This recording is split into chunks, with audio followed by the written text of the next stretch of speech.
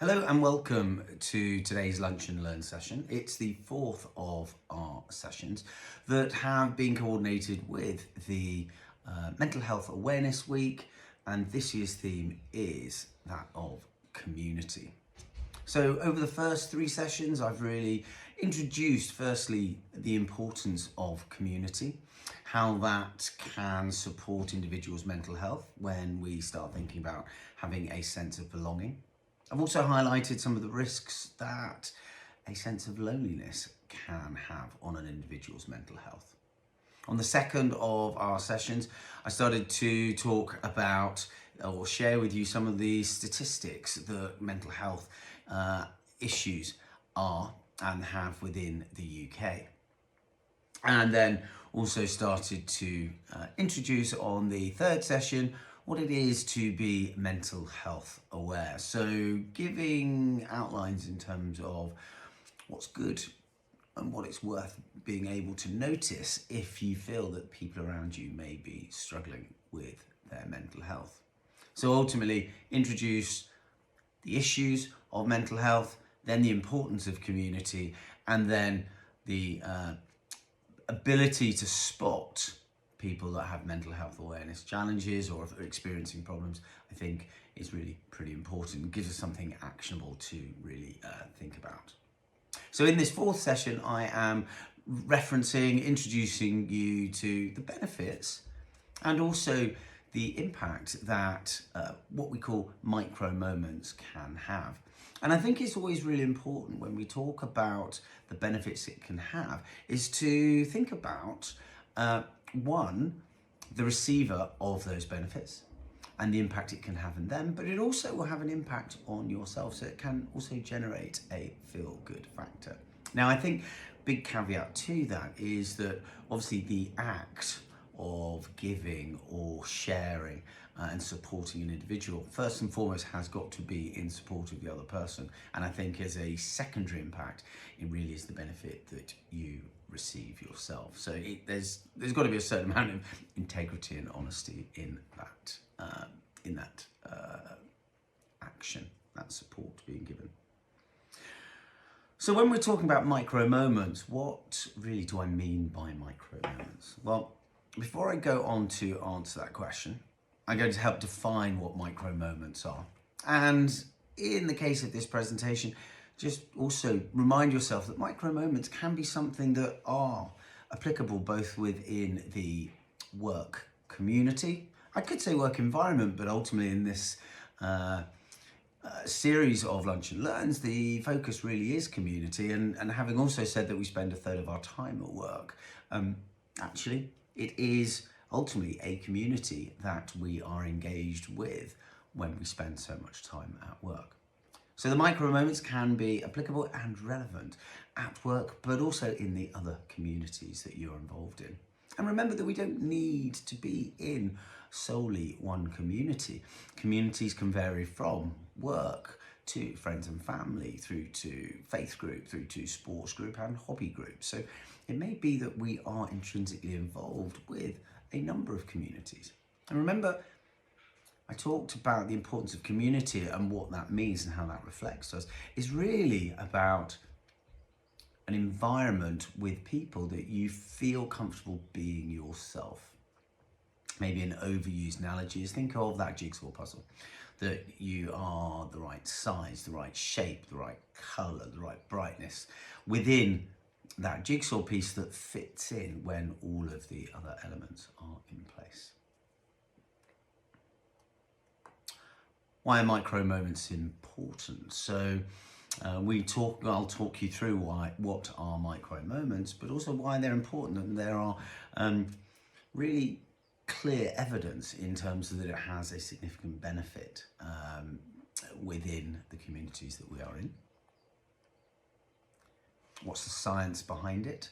And I'll also refer to a number of blog posts that we do have on the My Life Tonic website that really help go into a bit more detail about some of the benefits that I'll outline to you. Micro moments at work. What's the point? can it really make a difference? And I really start to see these series of lunch and learns coming together, overlapping in a number of ways, but also reinforcing and supporting a number of the points that I've made throughout these series of lunch and learns. And then we'll have a final thought, and then just a reminder on how My Life Tonic can support organisations and individuals. So what are micro moments? Well, it might feel slightly random, the fact that you have a postcard of the Isle of Wight. I'll go into that in a moment. So to think of a micro moment, they are something that is a brief and positive action and or experience between one or a number of people. But in delivering that micro moment, and more often than not, it's going to be something hopefully spontaneous rather than too orchestrated, formal or staged. It will help engender a sense of trust and a sense of connection between the individuals involved. So just to briefly explain this micro moment, and it's funny how these things work out. I was given this postcard just yesterday. I train or coach a local rugby team that my son plays in, and the end of season we often have a tour, and this year it was to the Isle of Wight, and some of the parents kindly collected some money so that the coach could go out at the end of the season just to have a bit of an end of season wrap up. But each of the coaches received this postcard with a written note on the back, ultimately to thank us for the time, the effort, the commitment, and also supporting their children in their endeavour at improving their rugby, enjoying their rugby even. And it was highlighted to me that the giving of a postcard has 3 almost micro moments. Positive feedback that make people feel good, feel connected, feel appreciated. And in this case, the first of those micro moments is the giving and then receiving of that card. So feel good factor, receiving that, feeling appreciated. Then there's a second micro moment that continues to reinforce that. And that's when you go home and you tell that person or your family members or friends of the being given the postcard. So that's the second micro moment that then instills that continuation of that feel-good factor. And then the third is that you place the postcard in a position within the home, the work, the office that reminds you of the efforts that you put in, the appreciation that you've got. So in terms of a micro moment, it feels rather timely that one was explained to me yesterday, and then also I received this card. So as a micro moment, yes, this postcard is going to be in a place where I see it throughout the rest of the summer until the next season starts, and then we go again. But actually I thought it was just a nice touch to articulate, then to explain kind of exactly what I'm talking about in terms of a micro moment. And taking that example into your own environment, your work environment, or within any of the communities that you have, just be aware of the positive impact that can have. And this is also where I see micro moments tying in quite nicely with the sentiment, the positioning of My Life Tonic. So My Life Tonic, we want to share a range of different ways that can support individuals feel more positive in their day-to-day routines. And those tonics are usually just maybe a small or short change in a habit or an activity that we do. And also importantly, won't cost either a significant amount, probably a small amount, but probably more just time and commitment. So micro moments in those few examples really do share and show the impact that they can have. And I put this up slightly tongue-in-cheek. For me, the micro moment is something that is bringing people together. It has a genuine sense of connection between individuals. And I think increasingly we sometimes see this scenario is very much a case in point where actually people can be too transfixed on capturing the moment on a device rather than being in the moment. And it might mean that we have less to share on our Insta or our social media platforms, but actually having that one-to-one connection with individuals rather than capturing on the phone can be as equally powerful. So what's the science behind a micro moment? And it may be that we call these micro moments just small acts of kindness, which would kind of be using the old school maybe terminology. But acts of kindness are equally as important. And from a psychological perspective, as I referred to a moment ago, micro moments build and strengthen relationships. They help lift the mood of the individuals between that moment. And they can also create a greater sense of resilience. Now, if I was to go through those three elements again, so increasing the mood, builds relationships and maintains or supports the building of resilience, it kind of goes back to where we started in the definition of why communities are important. Because ultimately it's about connection, it's about supporting each other. And as and when people do need that assistance, one, we're aware, we know those individuals, and we feel slightly more engaged and connected with those people to give the support, the assistance that may be required. But there's also a certain amount of science going on in terms of what the benefits are from these micro moments. And again, we have a blog post that will talk about a number of these different aspects if you want more detail. So within these micro moments, we release more of our oxytocin hormone. Now, the oxytocin hormone is sometimes known as the love hormone or the connection hormone. It really is released when people have that sense of connection between each other. And that's why, thinking about the science again in terms of community, is why it becomes so important. So by having increased levels of oxytocin in our body, that we have that greater sense of connection, we have that feel-good factor that will then improve or aid or support our mental health. But then we also have the lowering of our cortisol levels, the stress hormone that can be stimulated if we are in a, let's call it the fight or fly mode. That's a point when the levels of stress within the body are quite high. And if you've ever felt in any environment where you're running on adrenaline, it's quite tiring. That's when our cortisol levels are higher. We then need to help try and reduce those cortisol levels. And by having these micro moments can then help relieve stress, help relax an individual. We also have the release of dopamine. Dopamine being the hormone that is released when we feel a sense of progress, we have a sense of reward. It's a real feel-good hormone that, again, it's amazing. If we can keep those levels high and maintain those levels, or even boost those levels when the dopamine levels are low, then we'll feel the benefits. And going back to the point of which we started, that sense of community, social connection, social interactivity is one of the factors that can raise our dopamine levels. Now, it sounds as if most of these things are all connected, and unsurprisingly probably are, and I think that's why it's been so important that we are focusing on the importance of community. And as a brief aside, I know I've talked about in the past that the 5 pillars of well-being we have, community is one of those 5, and as is being active. But if we start to bring them all together, think of all of the positive impacts that we can have on our mental health and our well-being, not only for ourselves, but those around us.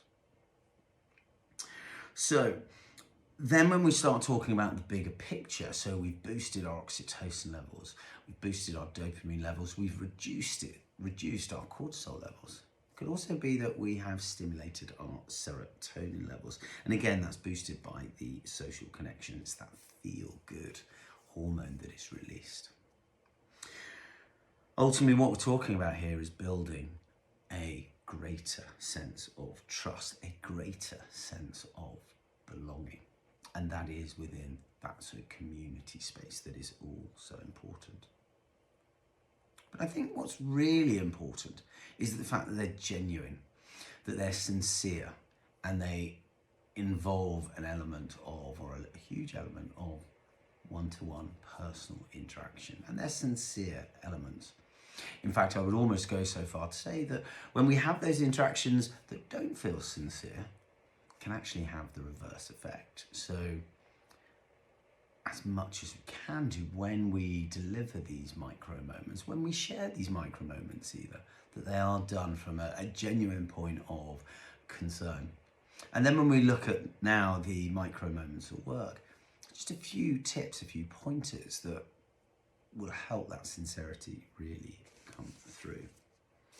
So when we're talking about those intentional moments, those micro moments at work, firstly, it's about checking in with people. So when I talked about the sense of community at the workplace, it's really simple things. It can be having a genuine check-in before the start of every meeting or at the start of every meeting, asking how people are, how they're getting on, are there any challenges that they might be facing at work? And rather than just asking the question, then following up, being an active listener, it may be that you can support them, you can help them, you can, to use a Scrum methodology term, you can remove those blockers. But be careful. There's also that sense of importance. From a mental health perspective, is that when you are talking to someone that is stressed from a mental health side, is that you're not trying to fix the problem, you are helping people to articulate, maybe try and work through the situation themselves. Different examples of micro moments at work or in any of your communities could be the fact that you are aware and you are able to savor moments with an individual or colleagues. Just taking a moment to celebrate that success, acknowledge, recognize how that feels, how that can help bring people together. It can also help you be slightly more mindful and present. And being mindful and present, being aware of the emotions you're feeling at that specific time, is also a way to help maintain and manage our mental health, reduce those stress levels. Kindness, random acts of kindness, whether it's buying someone a coffee, going for a walk, helping them out when they need some support, can all again help bring that sense of connection and community together in the workplace or in any of those environments. I've also talked about giving. Giving can support those that need it. And giving, I'm not really talking about from a financial perspective, I'm talking about time or expertise, or even just the chance to listen to someone to help explain or work through some of the challenges that they have. And as I hope you've noticed, that I talked about savouring, I talked about gifting, and I talked about kindness. They don't cost anything other than time and attention. So whether you work in a large organisation, a small organisation, whether budgets are tight or not, bringing some of those different actions together can help foster that sense of community. Giving each other the chance to slow down. So yesterday, when I talked about creating that sense of community, I talked about the Swedish cultural tradition of fika, which is slowing down at a certain time in the day, getting together, having a coffee, a tea, and some food together when you take yourself away from that work environment. Again, connection is key. Once you have that connection, you have that sense of trust, you're then starting to create and establish a sense of community. You've got to remember that having a sense of community is also having that sense of connection with individuals, all of which we may be coming from different backgrounds, different locations. We might be working remotely. We're all going to have slightly different perspectives on things. By having that social connection can help us to understand that connection, understand the perspective that individuals are coming from. And I know I've certainly had that when I've been working with colleagues from abroad in different organisations, that we sometimes just do things differently. And it may be that an individual could appear to be putting up roadblocks to achieve something, but actually either they've got more knowledge or experience, or it's just the way in which they communicate, and they may be slightly more process driven rather than more of a risk taker, I think might be the diplomatic way of describing it. So what's the point in the appreciation of micro moments? Well, wherever you are, whatever the community is that you are finding yourself in at any given time, having a micro moment will boost morale and motivation. Now, some of these terms may come across as like sort of work focused, but if we are within a running club and we can boost morale and motivation, we can get people engaged. They might train a bit harder, they might run a bit faster. We can help reduce stress and burnout. Remember, having that collective identity, that sense of purpose, can support people in being more resilient to overcome whatever the challenges are that they may face. It strengthens our trust between each other and within the broader community. And if improving communication will help things get delivered more quickly, more efficiently, more harmoniously, then that's got to be a great thing, a good thing. And that's ultimately where the shared purpose and the values come through. Enhancing employee retention. Well, I've talked about employee retention in this case, but it could be that we maintain the membership of our social group more. People want to be involved. They may not really join that club or society because they are avid fans in whatever it is, but that's that connection that people have with each other that actually is the draw. It might get them out doing something different, meeting new people. And then in terms of increasing productivity, I'm going to refer back to that example of the runners. If it means we can run faster, we get more people in the club and more people entering races, then that's got to be a good thing. We're creating a reason for people to want to perform at a higher level. And obviously that can also translate in the work perspective. So just a final thought here in terms of why micro moments are important to me. And we may have all different types of names and terms for this, but ultimately it's about creating a ripple effect. By getting the ball rolling, however big or small that may be, then we can start gaining momentum. We can start creating that shared culture, that caring culture at work. And just to refer back to something that I brought up yesterday, is that we're all responsible for the culture. We're all responsible for maintaining that culture, doing things that are in line with our values and that culture, even when no one's there. So culture can fall between the gaps if we're not careful.